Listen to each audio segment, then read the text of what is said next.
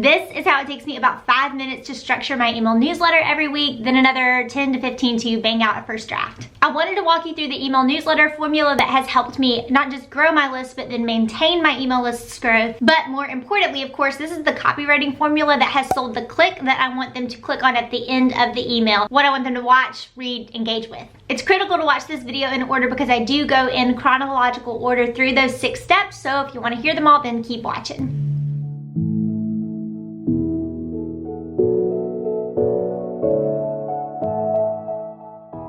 On my channel, I've talked extensively about copywriting formulas, copywriting hacks in general, and in this video, I want to walk through your email newsletter specifically. By the way, welcome back to my channel. My name is Ashlyn Carter. I help creatives like you make more money with your words because not knowing what to say should not be the thing that's holding you back from making sales. And I know because I've heard from you, a lot of you want to be able to send out that weekly piece of content to your email list, but you have like writer's block when it comes to figuring out what to say, or you aren't quite sure what to say and what order to push people to your blog, to your podcast episode, your YouTube episode, whatever it is. So I'll go ahead and lay out the formula. It's called PASCAL, like Blaise Pascal, the guy you studied in high school math. Has nothing to do with him except he's French and I'm a little Francophile, so there you go. In my little ecosystem of content that I push out where you may have seen this or interacted with it, I do believe strongly in a weekly, regular, rhythmic piece of hero content in your business. I've taught nearly 6,000 of you this inside Prime to Launch, but this is an example of one that you're watching right now. This is a hero piece of content. I'm going to spend the lion's share of my time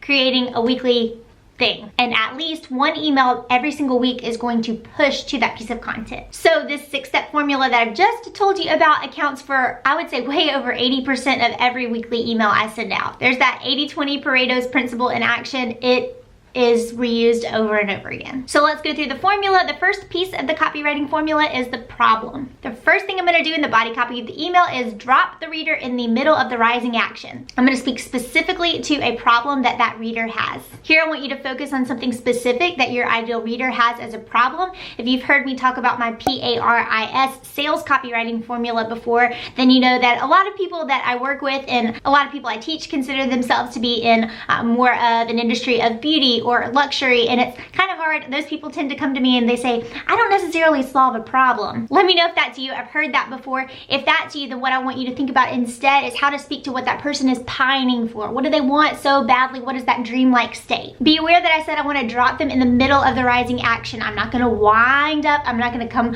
way back and explain the backstory. I'm also going to keep this sentence fairly short because I want to kind of coach the opportunity for them to keep moving through the email. And if I come in with this big bulwark of a block text right off the bat, that's not really encouraging to keep reading. 9 times out of 10, it's a fairly short sentence. This also speaks to why it is so important to be constantly listening to and surveying your audience. Hit subscribe and the bell next to it. Next video, I'm focusing a lot on email marketing this month, and next video is going to talk about the different types of emails and content that you can send out to your email list. So one of them will be the survey. Okay, we've come out, we've said the problem or what they're pining for. The next part 2 of the formula is agitating or amplifying that. First line of copy, check. Second line or 2 of the copy, I'm gonna spend a little bit of time poking the bear, just reminding my audience that yes, this is a problem they want to solve. This is something that has either been plaguing them or just on their to-do list that they can't get off. It's that thing they're dreaming for so much. I just want to spend some time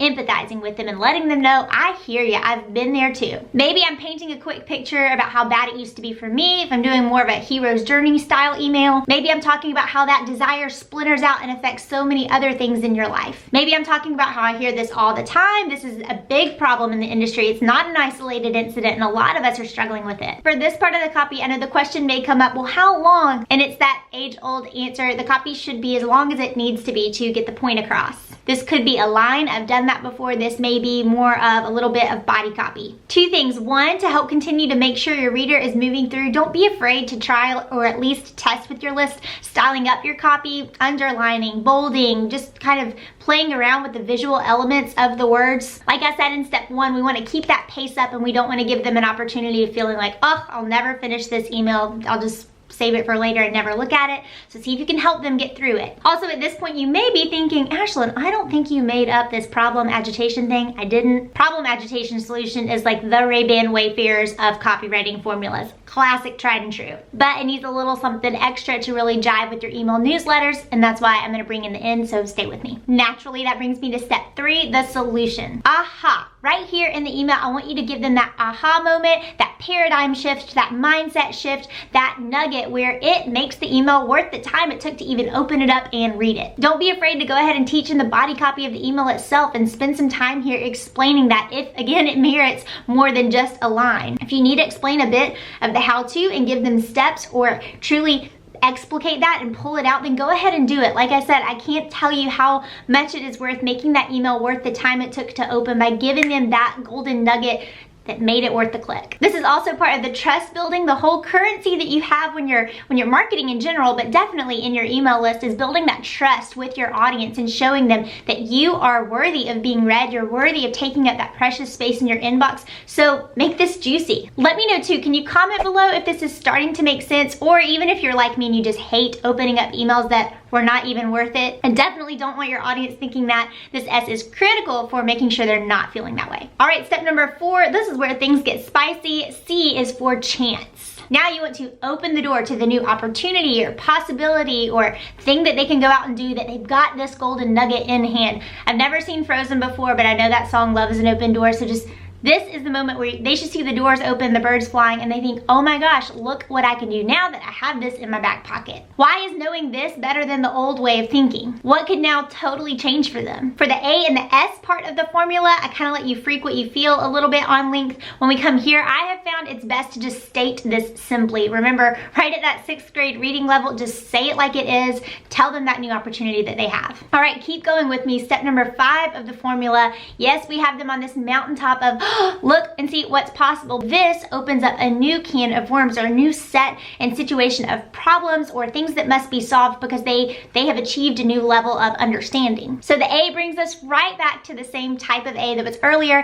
Agitate or amplify this new solution that they have. Again, you should have given them enough that they've got some info to go on, but maybe now you can explain how you apply this system in your life, in your business, or how a client or a customer does. Maybe now that I know this, there's a new set of situations that must be solved, and you're gonna give me the playbook on how to get through that. That brings us straight to number 6, the link, the call to action, the whole thing that this sales email was selling in the first place, which was that click at the bottom of the email. Your positioning now is a solution, the offer page, the product page, the sales page, or maybe that hero piece of content, that blog, podcast, episode, whatever it is. Remember, the entire point of the email is to sell this link. So if you're applying that weekly content strategy like I teach inside Prime to Launch, boom, there you have it. There is an email newsletter copywriting formula that you can use over and over again. I truly cannot count how many times I've used this as a structure. I've just written out all these 6 steps and then I've gone through and filled it in, and truly the email writes itself. This is exactly the kind of email structure you can send out every single week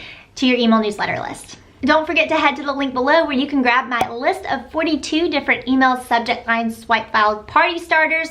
You can download these and use them to plug and play in your own business and split test along the way. Now you know how to write and construct that weekly email newsletter, but what about that subject line? I've got last week's video teed up for you where I take you through 7 different subject line formulas.